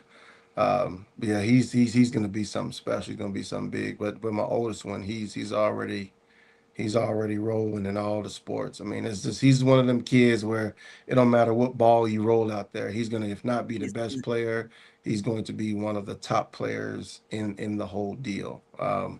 And it's just, and then he's such a charismatic. He's such a now. character. He loves people. He's kind of one of them people when you think about the full package of being an athlete, but also being an amazing yeah. person, That's how Ty is. personable and all that. Yeah, he's one of those. Well, I I guess love it. my question is we're getting close to the end, but my question is you and your beautiful wife. The biggest thing that running and jumping is cool, but I'm pretty sure you're putting a lot of mental aspect into them because the game is so mental. And How we, do you coach that? I mean, so how do y'all deal with them? Because the hardest thing that I loved about what Ty did with me, and he's been very successful at All Armano UK, is he did had no problems at that young age, 8, not 5, but 8, of me correcting him. He Hmm. never took it personal. And I don't know how he ended up doing that. Even today at 21, I can say something to him and he takes it and he understands that I'm pops and but I'm also the same person that told him to pick up his clothes. So he didn't look at that as me nagging. So does your 8-year old see that with you and your mom and him and his mom because y'all both have done it up here? Yes, to answer that question, he's a person who can absorb stuff. He's a person that can not only absorb it, but he can also apply it. Wow. Even at his young age. I mean, he's still a kid now. He's Yeah, still gonna he's a have baby. Right. his He's a baby. squirrel moments. You're like, hey, hey, hey, hey, hey, come back, come back, Right. come back. Yeah. But he's somebody that listens. That's why all his coaches, even so far, even the ones that he's playing with up here in Detroit, they just love the fact that they can tell him something and he And listens and he understands. And you Process he's it. obviously, so coachable. as He's long as coachable. as long as you and y'all been coaching, you know you rather probably take an athlete who listens and understands, you can depend Then a on, kid that's a over dog. somebody who's a freak of God. Who's nature. talented. Yes. Oh Yes. my So God. he's Yes. he, he's All he's day. he's All day. already one of those kids, and it's awesome to be able to pour into him every single day. Like there's something that I'm giving him every single Every day, and I day. know he can probably get tired of my voice, but I'm never going to. I'm gonna give him everything I got before I leave this earth. I'm gonna pour it all Oh, out absolutely. so that But you've I heard it. You can't say that you ain't never heard it, but you've also heard it at a level that unfortunately most kids don't get. And I was blessed to have some great voices around me, my uncle Glenn, my mom, my granny Betty, and B-boy, my Yeah. granddad. I mean, I just Well, had so many positive people around me to be able to pour into me, and then that's just what I do to him daily along with everybody I pass by. But yeah, it's cool to for me, and a good amount of the stuff is it's not necessarily hitting home because it'll be for him later on. But I want him to have heard it. I don't want the first time that he's heard it, felt it, seen it, experienced it to be the first time that he's heard it, seen it, felt it, experienced it. I want to give it to you so it doesn't light can hit you like a bag of nickels sometimes. We just want to soften that blow as parents because it's still gonna hit you. But you and I Yes, know, Coach Cisco, you know how it is. It's about how do you get through the adversity because you're gonna get punched in the mouth at absolutely. some point. At some point. How are you gonna respond to that? That's what deciphers whether you're not good or you're great is how you respond to that. Right, and that's one of my favorite saying that quote from Mike Tyson. Everybody's got a plan to Until you get hit in the mouth. Yes. and how you stay focused. Now I got one more question, and I'm going. And then I always do this, Shane. It's I'm the co-host. This is her show. I always appreciate my wife for inviting me to come on. I really mean that. Oh, what you thought I didn't know this wasn't her show? You thought it was your show? Shane, we're gonna be Talking right about here right man. now, like We'll be right here. We'll be I right didn't even here. know you was gonna be on. I kind of thought Hey, I thought you were kind of saying hi, and then you were gonna go tend to the dogs or something. I didn't know you was gonna stay on I there already this did long. that 3 times. Yeah. Hey, that's funny. He's so funny. What did I speak of? No, but my last question, and it's really not really a question, man. I say it again. I've always been a fan of yours, and you know that. I'll tell you that whenever I saw you, and I appreciate everything you're doing. And one big thing that I can tell you that helped me with my son, we watched film together, but we didn't watch film. And I'm gonna tell you, this is inside. This is what I used to say to Ty all the time. I'm watching film, right, babe? And we're watching film. I said, "Oh, Ty, if you would have did that, oh my gosh!" And he go, "Oh, I could have did this." And it was sort of like somebody else asked me, said, "How do you get him to watch film?" Because I got him to understand watching film at age 9, not look at the film, watch film. So that's helped him as God has blessed him to get older. And so when he watches film, he's watching details. If I did this, but I didn't say it, and this is a dad to a dad. I didn't say it the way a coach would say it to a player. Mhm. I said it the way a dad would say it because I was like, man, if you would have cut back, bro, you would have scored. And I give him a high five. He was like, yeah, I would have. Oh, I got to read the block. I got to do this. And he's telling me. So that's just a fatherly love, not telling you how to raise your child by no means. But I learned that through Mo Douglas with his son Moses, George Adams with Jamal, his son that's in the NFL. And I asked them the blueprint because once your son starts getting older, people are going to be talking, even if the powerful of you and your wife.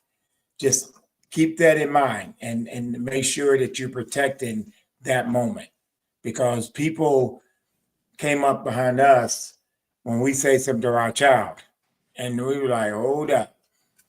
So just always keep that in mind because your babies are going to be very special academically, athletically, intelligently, and godly. So I just want to say that to you, okay? Well, I appreciate it. That just lets me know I'm doing something right because we already watch film. So we've been watching film There since you he was go. 7.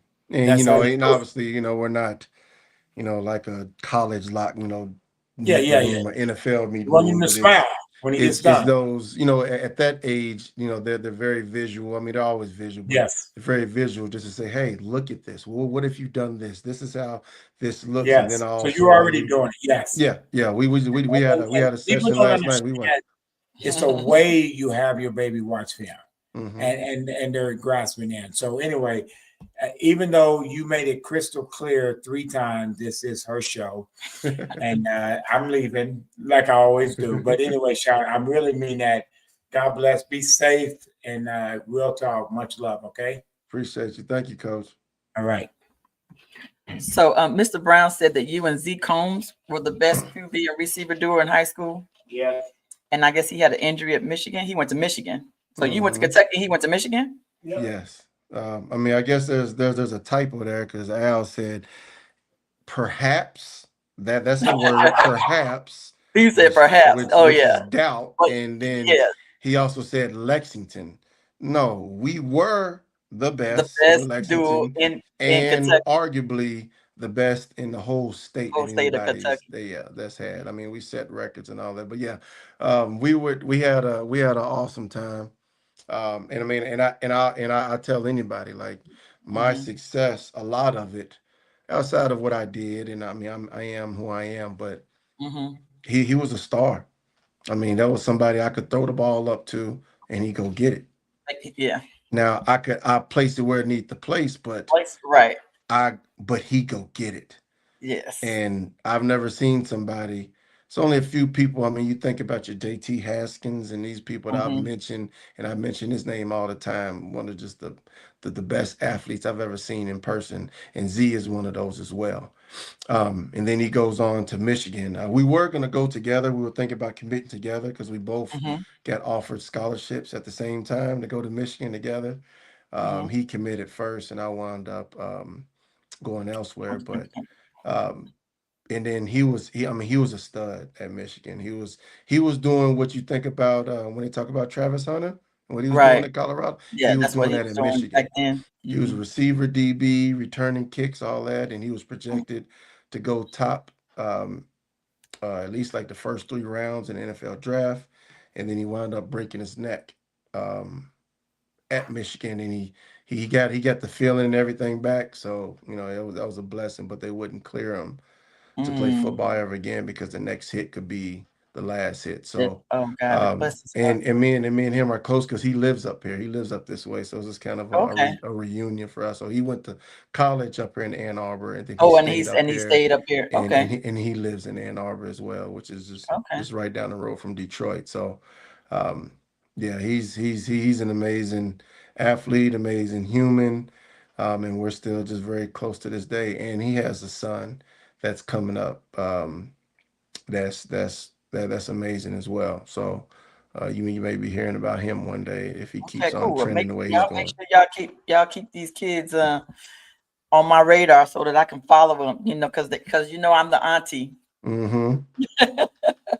I love being everybody's auntie and following these kids. It is so fun to watch. Connie Rayford, who is our board chair for the Lexington African American Sports Hall of Fame, says that we're truly honored to celebrate and recognize your many accomplishments and congratulations again. Okay, okay, now that he's gone, we gonna do a little pivot. I hope you don't mind. I won't hold you much longer.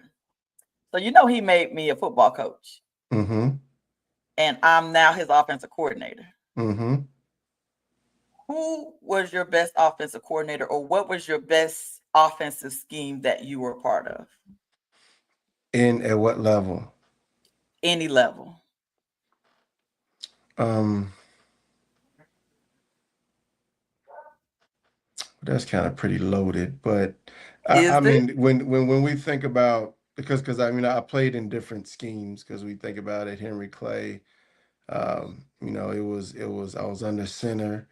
We had play action, we had boots, and we were just very successful at it. I just had some amazing people, and just to pause and think about, I want to mention, Coach Sam Simpson and the job that he done throughout the years.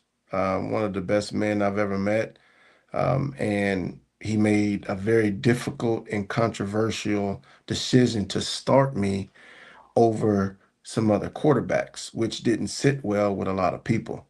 Okay. Um, and on top of that, when he started me, my first year as a starter, we went 2-9. So you start So me he over some other kids, and then and you don't then win. and we don't win. So I mean, I remember him. He got threats on his life, threats on his this, that, and the other. Oh wow. But he knew what was coming, and he made that decision, which is very difficult and difficult for anybody to make. And most wouldn't even still make it even today. Oh, absolutely. And we go from 2-9 to basically flipping the next year, and like giving Cisco and all them fits. We go on Mhm. like I think we had a 10+ win season that year, and then to speed it up, we wound up becoming was the number one team in the state. I was the number one player in the state, and I think we broke top. It might have been, I don't know exactly what number we was. We were like top 50 teams in the In the nation. nation. Um, That's big. That's big so time. so then after that, now he's looked at as a genius for Right. starting me when you Pardon just you. run his head on a platter when he started me, and then also with Hmm. the help of Bill Ransdale, Dollar Bill, who was a Dollar former bill. quarterback, yeah, over at Kentucky, and then played in the NFL. Like I mentioned, that's just the people I had around me was just such a blessing. Learning from a former D1 and Mhm. NFL quarterback as my quarterback coach, like Absolutely. I mean, does it get that's any better than that? I mean, it's just it ain't a lot of us as it is, As it and is, when right? you think about just former NFL quarterbacks to then also coach, the numbers go way down Way because down. Yeah. everybody isn't coaching. So I was just blessed to have them, and they grew me as men. But playing in that offense, it was a good offense. It was just it worked. But then you think about I went to Kentucky in my first year. How Mummy was still there, so I'm in the air raid. So now I'm shotgun and just Right. slanging it. That Hmm. was fun. That That was fun. that was fun. But then as the time went on, I think I might have had like four different coordinators at Kentucky. That was the time we went Oh on my probation. goodness. We went on probation. I had Hmm. three different head coaches, played under four or five different offenses, and four or five different quarterback coaches. So Hmm. that was kind of a blur. But I think that the one of the, if not maybe the best offense I played in was when I was with the Houston Texans. Okay. And Kyle Shanahan was my quarterback coach, who Oh is, wow. the head coach for the Head coach for it. 49ers now. Hmm. And not only was he my quarterback coach, um, Coach McDaniels, Mike McDaniels was my assistant quarterback coach, who was the Oh head wow. coach for Who had the coached for Miami Miami? Oh. Dolphins. So Hmm. that was my quarterback room, Kyle Shanahan and And Mike wow, who are McDaniels. now head coaches? Wow. And that offense is, let's just say, it was very quarterback friendly. It was Hmm. reads, it was 1, 2, 3, get the ball out. Hitch needs to go here. Second hitch needs to go there. If you got a third hitch, you better be running or scrambling or this, that, and other. So it was a great offense that I excelled in. I Hmm. mean, but when you're throwing to people like Andre Johnson and you're throwing to people like Jacoby Jones, it kind of makes it easier. But Hmm. that was probably that was a very very well-rounded, probably my most well-rounded offense that I've been in when I just think about my whole career. Okay. Well, this is funny. Shane's, you play for various NFL teams. So I'm a Cowboys fan. Cisco's a Sorry to 49ers hear fan. that. I'm sorry to hear that. I'm sorry to hear that. Do you have a favorite NFL team, even though you play for many different teams? Yeah, I always get asked that, and my answer is my favorite NFL team is the teams that cut me a check. That's all I'm I not even got. mad at I you. was all, but then I say that in All of joke. them. I say that jokingly, and that like I was Yeah. a fan of players, never teams. I would say Okay. if I did have a team, it was probably the Raiders, and that was a lot of influence from my uncle Glenn, who's a diehard The Raiders Heart fan. Raiders fan. But and then when I played back then, Pop Warner football, my Pop Warner team was called the Raiders, and we was living in up in Boston, Massachusetts at the time. So that was the name of my team. So I rooted for the Raiders, but I Okay. never really had a team. I always just had players that I loved watching, and I was literally just a fan. Like you could turn on any game, and whatever game I'm watching, that's my favorite two teams. So it was just I just love the game. Yeah, I fell in love with the game too, and so when Cisco made me a coach, I was probably just as shocked as anybody else. And then I ended up coaching a women's tackle football team, which was fun. And then this year he made me the offensive coordinator, and I'm still learning. I'm still learning, Hmm. but it's fun. So, what about coaching? Do you coach your sons, or do you let Uh, someone else coach them? I'm right now where I'm at, and this could change. I'm big on him. I want him to hear other voices, so I don't coach him. I mentor and I train him, Okay. but when I'm at practice, and even while I was later getting him to sleep was because he had practice tonight. Hmm. I just sit there, and I even tell him, and a lot of times I'll hide, like I'll be there, and then I'll And just duck off somewhere, so when he's looking for me, he can't he find don't know. me Okay. because I don't want him to use that as a crutch or to look at me for validation. So I want you to go. You're going to make your mistakes. You're going to have your successes. Daddy's always watching now, but I just want you to go and then figure it out Hmm. within that deal, and then we'll talk about it later on. So I'm trying to just be dad right now, but I know probably at some point it's gonna pull me in because I want to make sure he's also Because you want to getting make sure that, yeah, he you he's want to he's, make he's sure getting the that right he's, coaching. yes, because Yes, and so nobody else is going to make sure that has your child's best interest like you do, yes, especially with the background that you and your wife have yes. on the next level.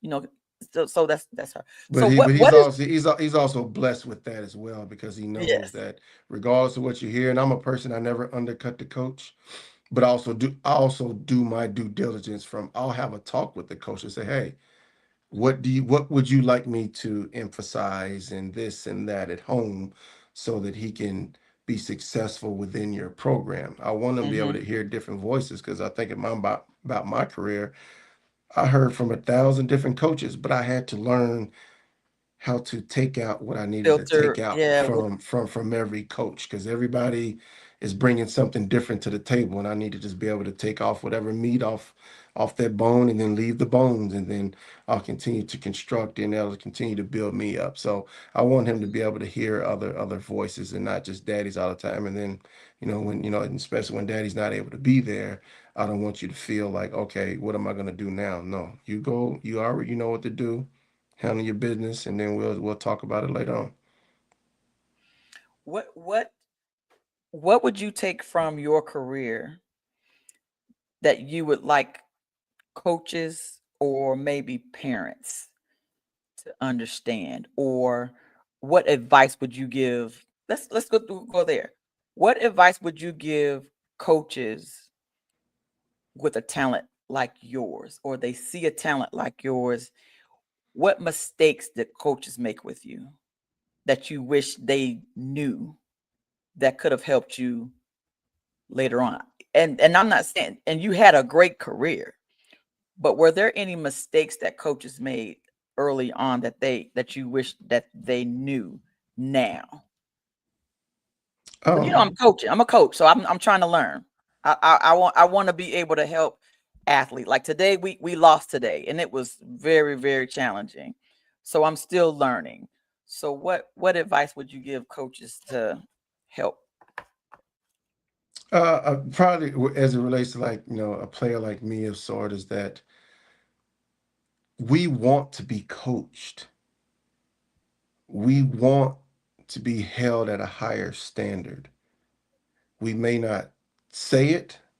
We may not necessarily always show it, but we are listening and Okay, we are you know trying to filter, trying to digest what you're saying, but we want to be coached.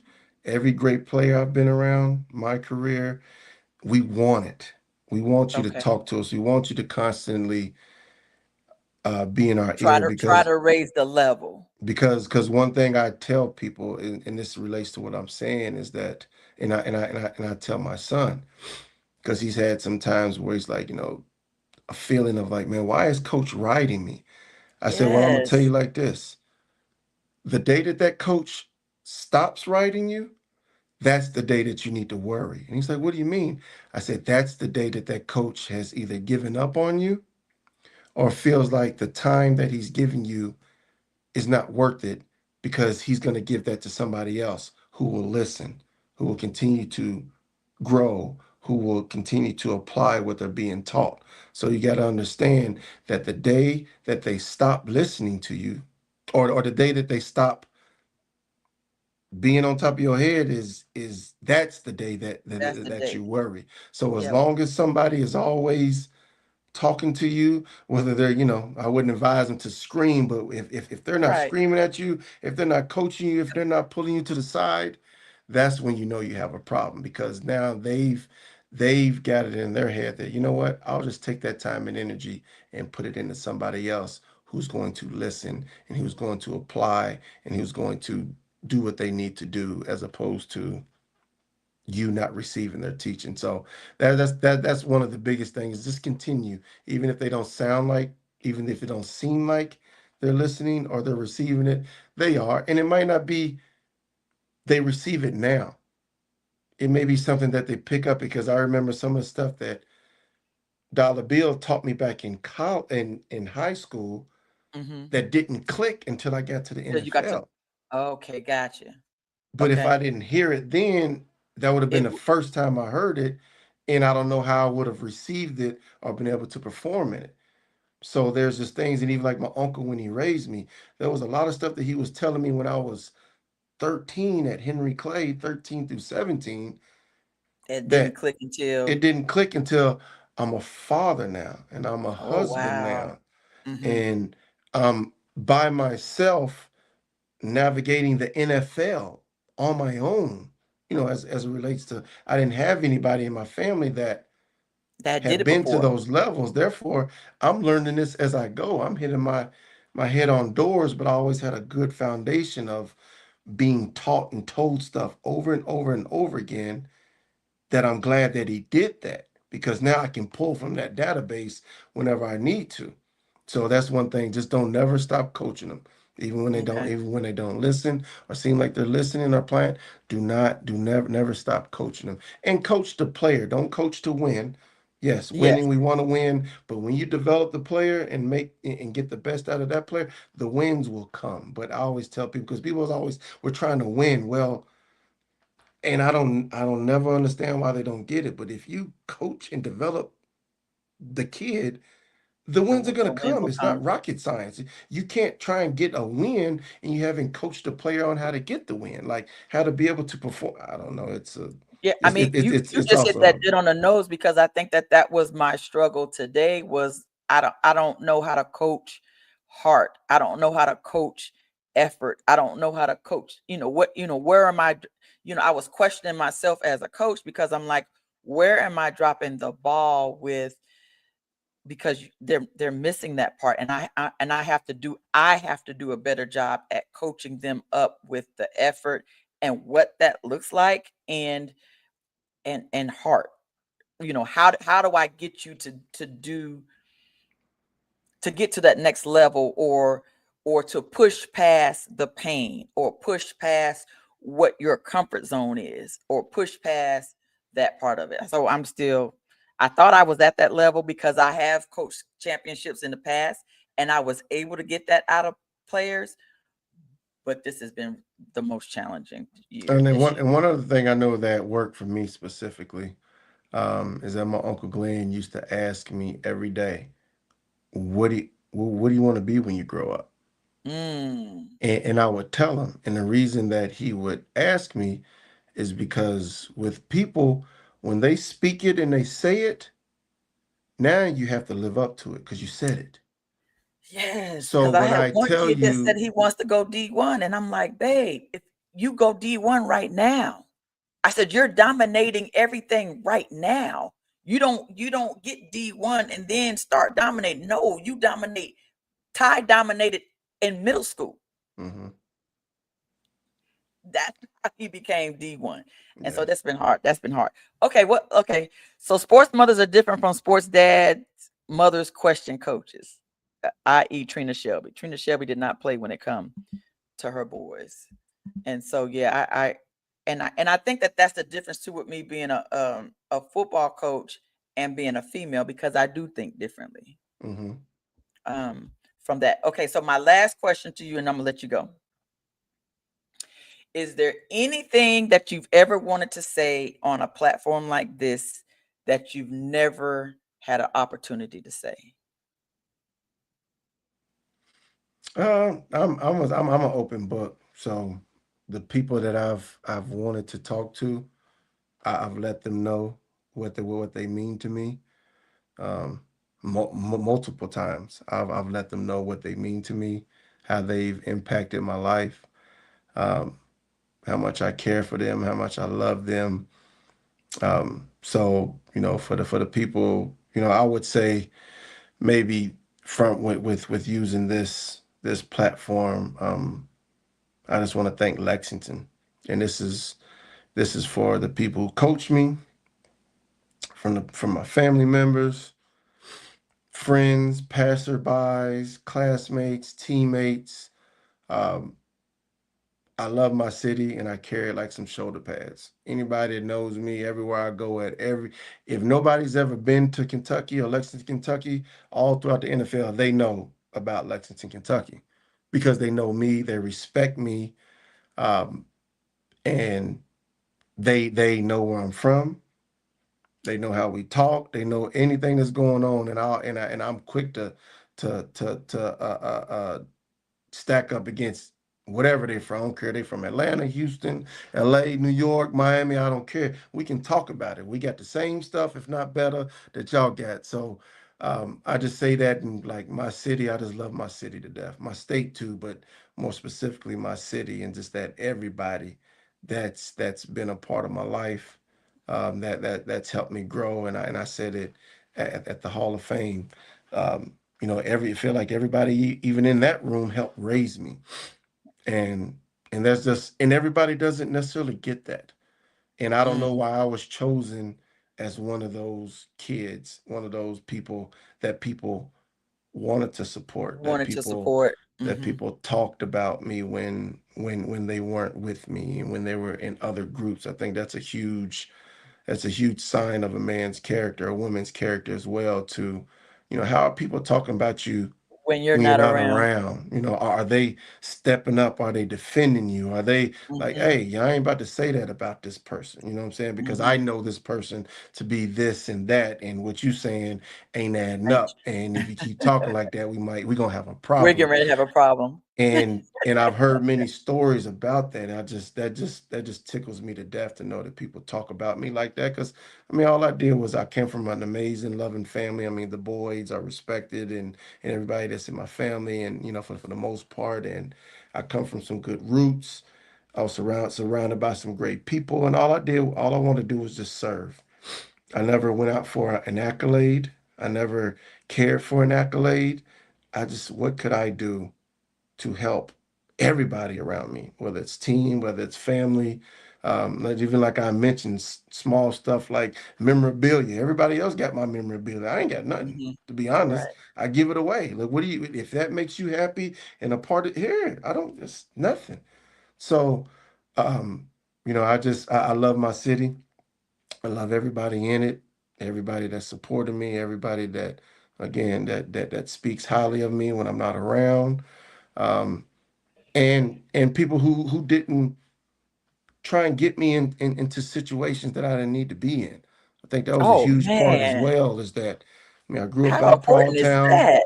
I grew up out Proudtown, and we know how hard, that was, especially back then, that was one of our more difficult neighborhoods, Hmm. and this, that, and other. But I was protected. Nobody wouldn't allow me to even get into no mess. They make sure I get gone. I've had a few times where it's like, all right, boy, it's time for you to go because it's Hmm. about to get dicey around here, and we don't want you caught up in nothing that's going on. Hmm. I maybe didn't see it or knew that so and so or this was that was going on, and people protected me. And I just thank God all the time for um, just all the people in my city and the state that just looked out for me because they could have let me dwindle away, unfortunately, like some of our stars have, and all these, just type of people stuff that people get caught because we're kids. We're, we're kids. Yes, And we we have a don't know talent, what, but and but as but, but we're children, you don't kids. know what you don't know. You don't at that Hmm. time, like you just said, there's so many things at a young age that was put into you, and it didn't click until years later. And you're right. Oh my goodness, Yeah, and even that like is Brown so talking about good. like one of my best friends, Fat David Roberts. He was somebody that looked out for me. I mean, he was even somebody that beat up some people for me. That was talking like you ain't about to talk about my partner like that. So, for somebody to basically sacrifice their body, their reputation, their whatever, like I was surrounded by people that were like that. And in turn, I always made sure I was like that for the people that surrounded me. I always made sure people were talked about in the best light possible, and especially if I knew them personally. Like, nah, you ain't about to just talk on that person and that person is connected to me. That's just what type of person I am. I love that. So, what did the Lexington African American Sports Hall of Fame mean to you when you got the call? It meant so much. It meant more than what I would have ever thought it would have meant. I mean, again, I appreciate Miss Jenny and Bobby and Connie and everybody who set this up, who started this, who took it upon themselves to say, hey, we got so much tradition, athletic tradition in this city that we don't want it to get lost.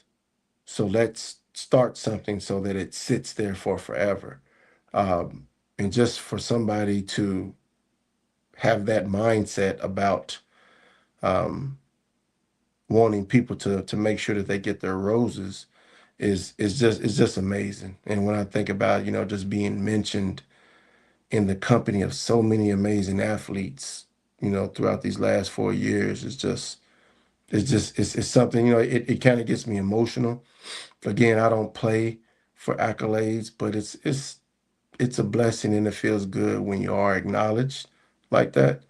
Um, and just the whole production of the deal. I mean, just the way that it was laid out was truly amazing. And I've been to some other people's Hall of Fames Mm-hmm. and even state Hall of Fames, even the big, and it wasn't it didn't even touch our production that we had. I mean, it just speaks to Ooh, you that just that that gave that me that that goosebumps. that's, that speaks to It was the first class, wasn't Joneses. it?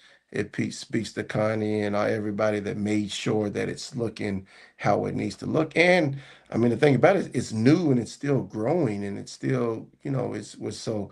I just think about next year's class and how great of a time they're going to have and how it's going to continue to build. And I mean, it was great to just see all the seats filled and sold out, and people looking amazing and great, and then it just I feel it becomes an event that even if you're not connected to an inductee that particular year, It's you still a just you great you you want time. you want to be in the building to just see some people. One thing what I really enjoyed, I think probably the best thing that I enjoyed was like that was like an educational deal. I'm sitting there looking at these people like they did what? They did what? Yeah. And then they went Every where? And year then it's been like that for me. and Every they're year. all from these areas, right? Yes. Um, and then like Miss Connie said, with a museum coming, and you can going to be able to take your family and say, hey, this person was this person was that. I went to school with this person, or hey, that person is your family, that person is your blood, and this that and the other. I can just imagine um, how it's going to inspire the next generation of kids to be like, oh, that's Auntie so and so, that's cousin so and so, and they did what? And hold on, I didn't know we had that in our family. Then all of a sudden, we hear a story 10, 15 years down the road to be like, hey, I remember when my family member Shane Boyd was inducted, and I didn't know that he done this, that, and the other, and then they're standing up there as a former professional this or former first team And that and or you blah and blah you blah blah laid the blah. and you laid the foundation for that. But I mean, you think about you laying the foundation, but then it being able to be seen and visibly Yes. touched and Touch. knowing, okay, I can see this, and that's what um, LAASHOF has done for people is given some recognition, but a landing space for people to be remembered, and that's truly awesome. And my family enjoyed it, friends enjoyed it. I had people that came and supported that just wanted to come and see me, and Mhm. and it was yeah, that was pretty cool. Yeah, I didn't. Dollar Bill was there. He was like, "Oh my God, I had a great." And Coach Brown, they was like, "This is their first." I think this was their first time coming, and they were like, "We had no idea it was like this. This is Hmm. nice." Yeah, we had a good time. And Mr. Brown said, "Had it not been for the vision of the Jones, no other entity would have recognized our black great athletes, especially the ones in the segregated area, Hmm. from the old Dunbar and the old Douglas, and they definitely deserve their recognition. I had no idea about uh, uh, a lot of them, and every year is somebody new. and I'm just glad that Cisco and I were part of it. And so listen, I appreciate you being on and you taking the time and putting the kids to bed and being away from your wife and Hmm. taking the time out for us today. I appreciate it. Yeah, Um, I I, would like I to also pause. I would like to pause about my wife for those who don't know. I mean, when I was, it was some joking, but you know, she's just amazing in who she is. From somebody who um, was a three-time Mrs. Basketball in the state of Wisconsin, so much that they had to change the rule because they she don't was want killing it. they don't want nobody, you know. And I was kind of like, oh, why'd y'all change the rules? Just if you want to be the best, you got to be the best. You You know, gotta she was be the the best, best. but you know, going on to do Final Four appearances, getting drafted to the back then was the Houston Comets, and you know, she got to play with who's my you know, and The best. she allows this to be, but my favorite Yeah. player of all time was Cheryl Swoops. Cheryl Swoop. She Yeah. played with Cheryl Swoops. That was my first card. I wound up getting the first. I've been a WNBA fan since it came out. Oh, So I'm the same my way. That's why when I saw who you were married to, I was just in awe. And then when I met her, I know she probably thought I was crazy when, because I was gawking all over her Saturday and making sure I got my selfie with her because I have never missed a championship game. So of course I watched the championship game when they won it the year that she won it. And of course, how would I not remember her? yeah, well, So she you yeah, it know was just so she, yeah. you know, and then you know again you know she played with Cheryl Swoops and all them played on some teams, won a championship with the Phoenix Mercury. Her, Diana Taurasi, Brittany Griner. I mean, just a Hmm. amazing team. To us both working at Nike. She got a job at Nike first, and then I retired, and then I went up and joined her at Nike, and Okay. she was not a star, she was a the star at These Nike. are. Just the work that she was doing up there um, gave her just so much visibility, and then with that visibility, whilst you know with me coming on and I create shoes at Nike, but for her to the visibility she got, she wound up getting recognized by some NBA execs, and she became the executive director for the Detroit Pistons. I mean, just think about your first job being the NBA Being front office as your first right, job. first Like job. how Oh my, how much higher can you go? you can't go any higher than You've that. already reached where, you know, people have been 30, 40 years in this business and that's her entry level job. Yeah, that's I big mean, time. it just That's why speaks a lot about listen, her. I can't wait. I told her, please, I got to give her own show. I know we talked about it because this was about you today, but I got to bring her on and give her own show, so that we can go in depth about her whole story because it is amazing. Yeah, it is. And even, you know, it's just there's some I'll probably let her tell it, but even just who she's connected to and who she is and who her father is will blow your mind. So she just Oh, I has know. she's amazing, you She's know. got a great story. Mm-hmm. She's got a great story, and I can't wait to get her booked, and it's not we can wait till after the season, Yeah. because I know she's super busy right now during the season. But yeah, just whenever she's ready, just tell her to reach out and let's definitely do it. She said yes, she would do it, but on her time. But yeah, so thank you again for being on. Congratulations again on your Hall of Fame induction into the Lexington African American. I'm telling you, it was a no-brainer because we have a process.